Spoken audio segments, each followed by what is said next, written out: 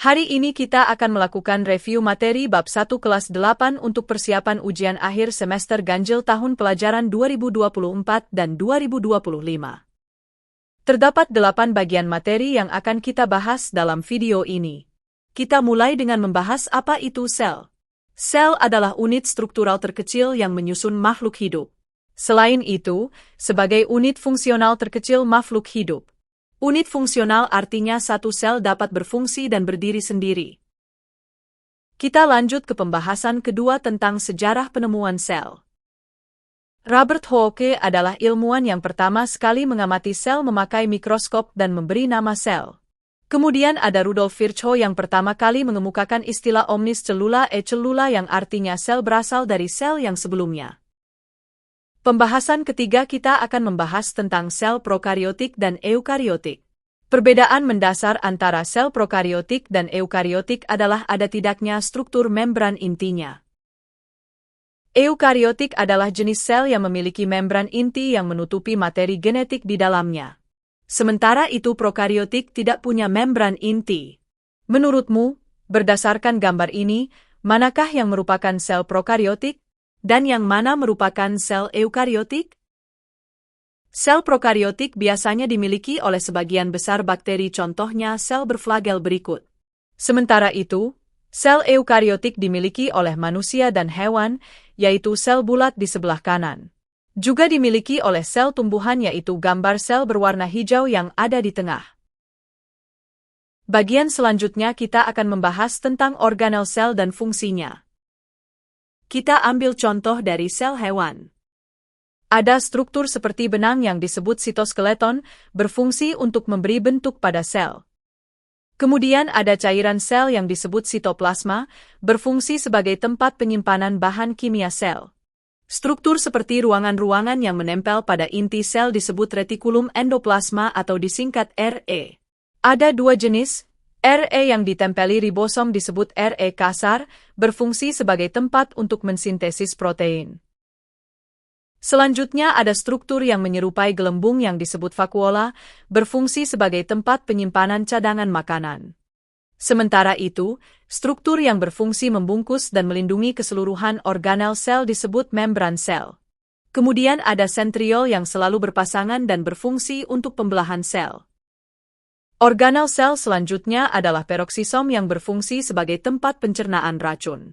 Diikuti oleh badan Golgi atau diktiosom pada tumbuhan, berfungsi untuk sekresi protein, karbohidrat, dan lemak.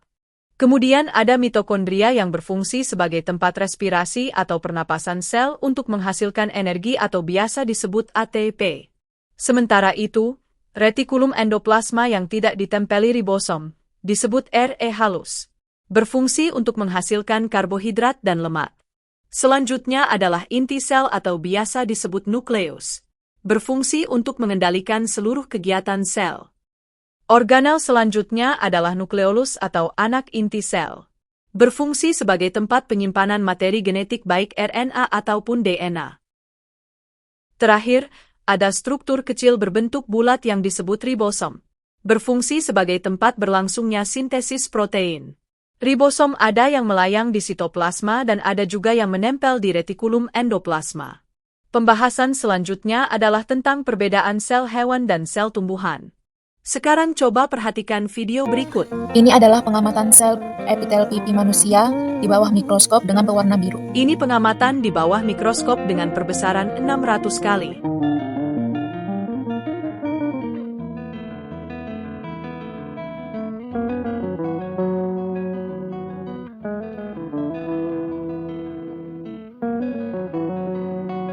Selanjutnya pengamatan dengan perbesaran 1000 kali. Kemudian pengamatan dengan perbesaran 1500 kali. Terlihat struktur inti sel dan organel sel yang sangat kecil. Ini adalah pengamatan sel bawang merah di bawah mikroskop.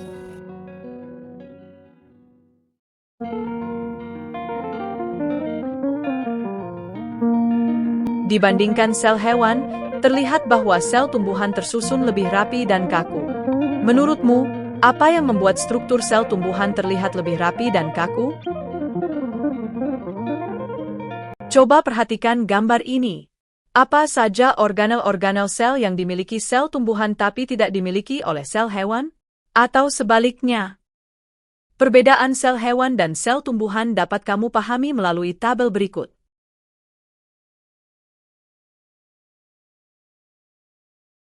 Pembahasan selanjutnya adalah tentang bagian-bagian mikroskop beserta fungsinya. Sekarang perhatikan video berikut tentang bagian-bagian mikroskop dan fungsinya. Dimulai dari lensa okuler. Lensa okuler berasal dari kata oculus artinya mata. Oleh karena itu, lensa okuler adalah lensa yang letaknya dekat dengan mata pengamat. Umumnya perbesaran 10x, tapi ada yang 5x dan 12,5x. Fungsi lensa okuler untuk mengamati objek. Tabung mikroskop. Tabung mikroskop berfungsi sebagai penghubung lensa okuler dan lensa objektif. Macrometer. Makrometer berfungsi untuk menjauhkan atau mendekatkan lensa objektif ke meja preparat. Micrometer. Mikrometer memiliki fungsi yang sama dengan makrometer. Jika makrometer yang diputar, lensa objektif bergerak cepat. Jika mikrometer yang diputar, lensa objektif akan bergerak lebih lambat. Lengan microscope. Lengan mikroskop berfungsi sebagai pegangan ketika memindahkan mikroskop. Penjepit preparat. Penjepit preparat berfungsi untuk menjepit kaca preparat agar tidak bergeser-geser. Revolver. Revolver berfungsi untuk mengatur perbesaran lensa objektif. Lensa objektif. Lensa objektif letaknya dekat dengan objek yang akan diamati. Memiliki perbesaran seperti 4x, 10x, 40x, dan 100x. Lensa objektif fungsinya sama dengan lensa okuler. Meja preparat. Meja preparat berfungsi sebagai tempat meletakkan kaca preparat atau objek yang akan diamati. Cermin. Cermin berfungsi untuk memantulkan cahaya ke kaca preparat atau objek yang akan diamati. Kaki mikroskop. Kaki mikroskop berfungsi sebagai dudukan atau penopang dan penyangga mikroskop. Sekarang, coba sebutkan bagian-bagian mikroskop yang terlihat dan kamu ingat. Pembahasan selanjutnya adalah tentang tingkatan organisasi kehidupan. Tingkatan terkecil yang menyusun kehidupan adalah sel. Kumpulan jaringan yang memiliki fungsi yang khusus disebut organ. Kumpulan organ yang bekerja sama untuk menjalankan fungsi tubuh tertentu disebut sistem organ. Kemudian keseluruhan sistem organ akan membentuk makhluk hidup atau biasa disebut organisme. Selanjutnya kita akan membahas tentang jaringan yang ada pada tumbuhan dan hewan atau manusia. Jaringan tumbuhan dibagi menjadi dua, yaitu jaringan meristem dan permanen. Jaringan meristem memiliki sel yang selalu aktif membelah. Sementara itu, jaringan permanen memiliki sel yang biasanya sudah terspesialisasi. Jaringan meristem kemudian dibagi lagi berdasarkan asal pembentukannya, yaitu meristem primer, contohnya di ujung akar dan ujung batang. Kemudian meristem sekunder, contohnya kambium dan gabus. Jaringan permanen juga dibagi lagi berdasarkan fungsi menjadi 5, yaitu 1. Jaringan epidermis atau pelindung, contohnya stomata. 2. Jaringan parenkim atau dasar, berfungsi sebagai pengisi organ. 3. Jaringan Peniakong, Cantonia Kalenkim dan Sclerenkim.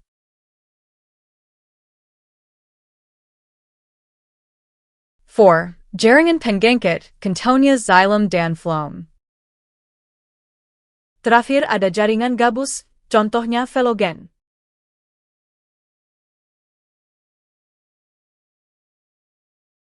Sekarang kita bahas tentang jaringan pada hewan atau manusia. Jaringan pada hewan atau manusia dibagi menjadi 4 macam. 1. Jaringan ikat. Jaringan berfungsi sebagai pelekat antar jaringan. Ligamen adalah jaringan ikat yang berfungsi untuk menghubungkan tulang dengan tulang. Kemudian ada tendon yang merupakan jaringan ikat yang berfungsi untuk menghubungkan otot dengan tulang. 2. Jaringan epitel. Jaringan ini berfungsi untuk melindungi tubuh dari benturan atau goresan. 3. Jaringan otot, berfungsi untuk menggerakkan tubuh.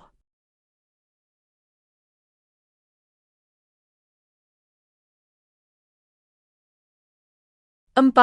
Jaringan saraf, berfungsi untuk menerima dan meneruskan rangsangan.